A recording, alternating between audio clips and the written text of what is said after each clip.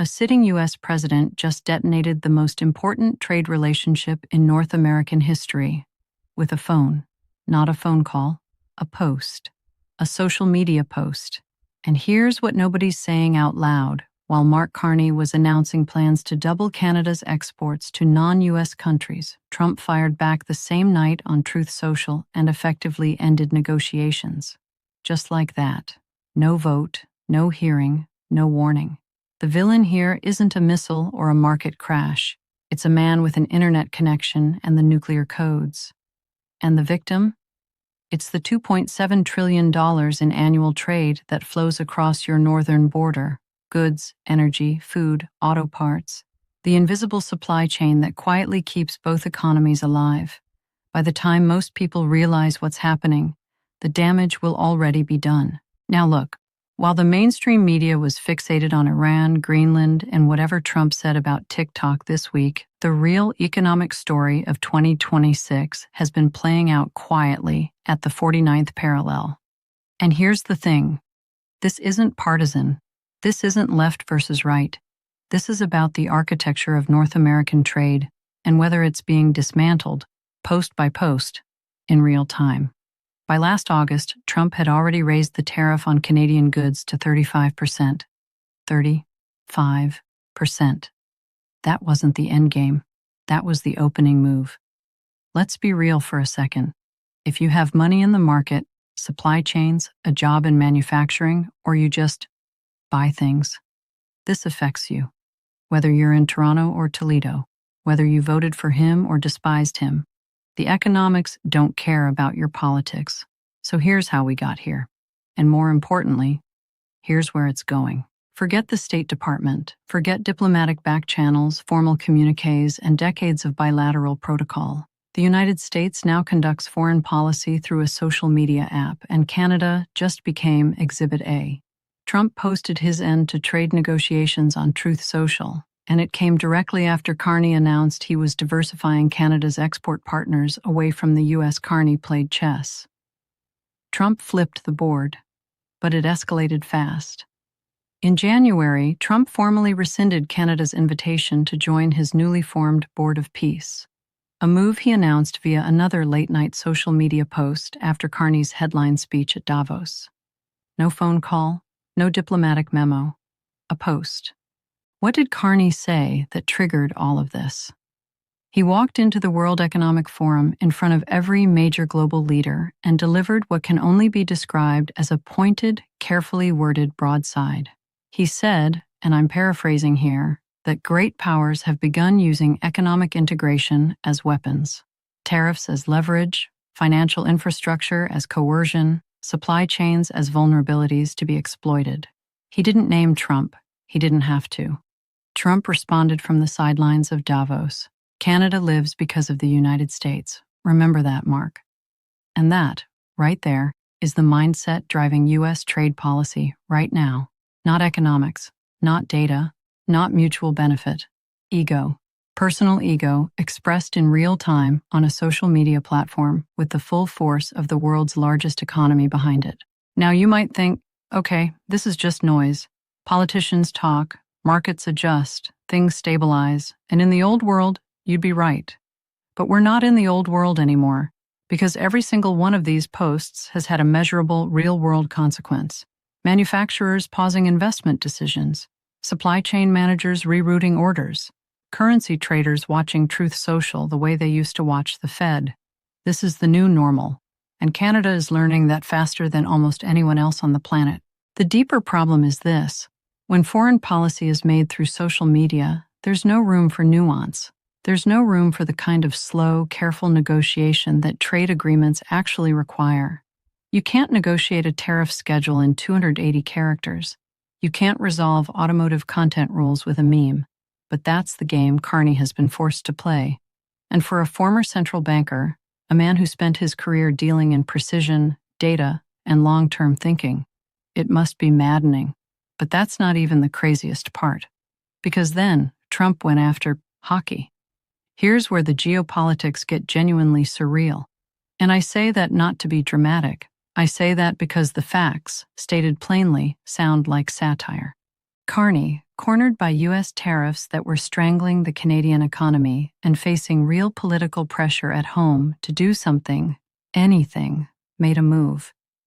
He flew to Beijing. He reached a wide-ranging agreement with President Xi Jinping, cutting tariffs on Chinese electric vehicles in return for lower tariffs on Canadian goods and future Chinese investment in the Canadian auto sector. Smart? Arguably. Risky? Absolutely. Because Trump saw it not as an economic hedge, but as a betrayal. Trump immediately threatened a 100% tariff on all Canadian goods if Canada formalized a free trade deal with China, posting that if Governor Carney thinks he's going to make Canada a drop-off port for China, he is sorely mistaken. Now, Carney pushed back hard and fast. He clarified publicly that it wasn't a full free trade deal, just a targeted, sector-specific tariff adjustment. He specifically noted that under CUSMA, Canada had already committed not to pursue free trade agreements with non-market economies without prior notification, and that he had, quote, no intention of doing that with China. Didn't matter. Trump had already moved on to his next post.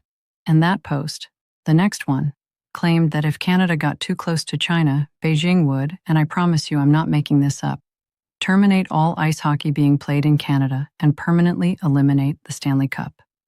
Let that sentence live in your brain for a moment. That is a sitting U.S. president threatening a sovereign ally using the national sport of that country as leverage in a social media post at some point during a Tuesday. Now, and this is critical, it would be easy to laugh this off, to treat it as the noise it sounds like on the surface. But here's why that would be a mistake.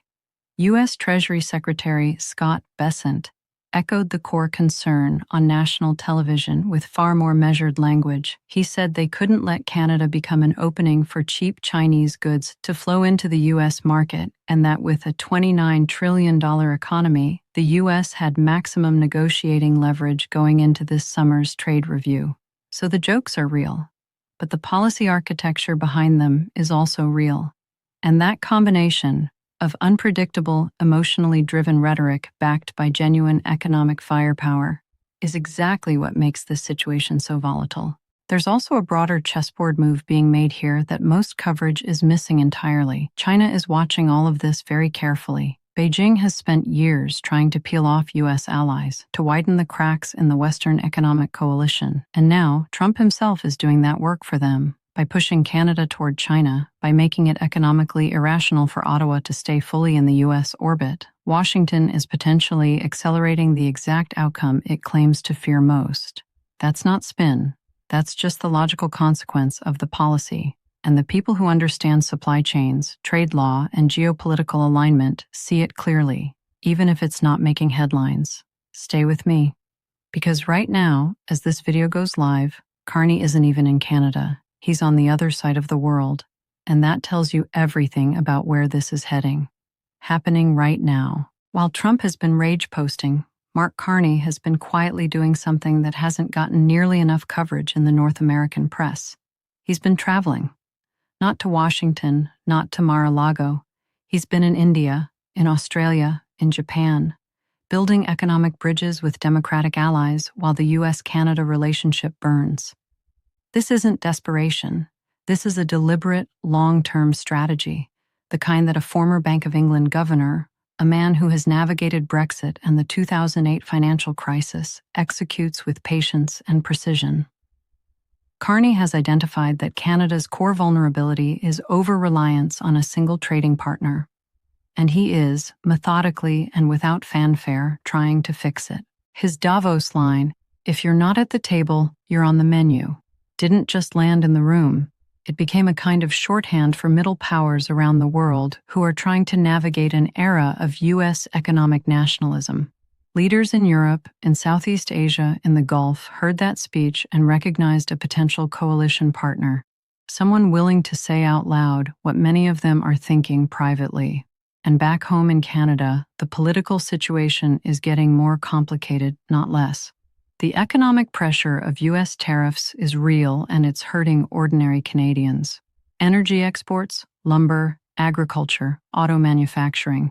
These aren't abstract numbers on a chart. They're jobs, communities, and livelihoods. Carney is betting that Canadians will give him the political runway to execute a long-term pivot. That's a significant gamble when people are feeling the pain right now. Then there's the Gordie Howe Bridge situation, which again sounds almost too strange to be real, but is completely factual. Trump threatened to block the opening of a brand new $4 billion international bridge connecting Detroit and Windsor, a bridge that Canada almost entirely paid for, a bridge that uses American steel and creates American jobs on the U.S. side. Trump posted about blocking it. Carney had to personally get on the phone with the President of the United States to, in his office's own words, clear up any misconceptions. Think about what that moment actually represents. A G7 prime minister, a former central banker, one of the most credentialed economic minds on the planet, explaining to the U.S. president how a bridge works. Because of a social media post. That's not a footnote. That's a window into the entire dynamic. And if it can happen with a bridge that's already been built and paid for, imagine what happens when the real negotiations start. Because here's the number that actually matters above everything else we've discussed. The U.S.-Mexico-Canada Agreement, the legal backbone of North American trade, is up for its mandatory review this summer. This isn't optional. This isn't a political choice. The review is built into the agreement itself. And U.S. Treasury Secretary Bessent has already made clear how Washington intends to approach it, with maximum leverage, using the scale of the U.S. economy as the primary negotiating tool. That review, more than any single social media post, more than any specific tariff threat, is the moment that actually defines what North American trade looks like for the next decade. The Stanley Cup posts are theater. The CUSMA review is the real stage. And it's coming whether markets are ready for it or not. What does Canada do? It continues the pivot, deepening ties with the EU, with the comprehensive and progressive agreement for Trans-Pacific Partnership nations with India, Australia, and Japan. It tries to reduce the share of its economy that depends on U.S. market access. It manages the domestic political pain of that transition while simultaneously managing a U.S. president who might change his position between now and Tuesday morning.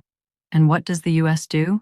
It continues to treat its largest trading partner as both a colony and a threat, simultaneously. It extracts concessions while pushing Canada toward the very alliances it fears. It wins short-term negotiating points while potentially losing long-term strategic positioning in North America. There is no clean ending to this story, no resolution on the horizon, just two governments, two very different men, and the $2.7 trillion question of whether a decades-old partnership can survive the social media era. So here's where we land. Trump is governing the most consequential trade relationship in the Western Hemisphere through social media posts, terminating talks, threatening 100% tariffs, blocking bridges, uninviting allies from peace boards, targeting hockey. And Carney? He's not folding. He's not panicking publicly. He's rerouting. Building relationships in Beijing, Delhi, Sydney, and Tokyo, positioning Canada for a world where the United States is no longer a reliable economic anchor. Whether that strategy works, we're about to find out. The CUSMA review this summer will tell us more about the future of North American economic order than any election, any speech, or any post ever could. If you want to stay ahead of this, the link in the description goes deeper, specifically around what the CUSMA renegotiation means for specific sectors, specific markets, and what smart money is quietly positioning for right now. Otherwise, just keep a very close eye on what comes out of those negotiations this summer, because the real question, the one that nobody in a think tank or a trading floor or a government building has a clean answer to, is this. What happens to the architecture of the modern global economy when the country that built it decides the rules no longer apply to itself? No one knows. And that uncertainty, more than any tariff, any post, any threat about hockey, is the most dangerous thing in the room right now.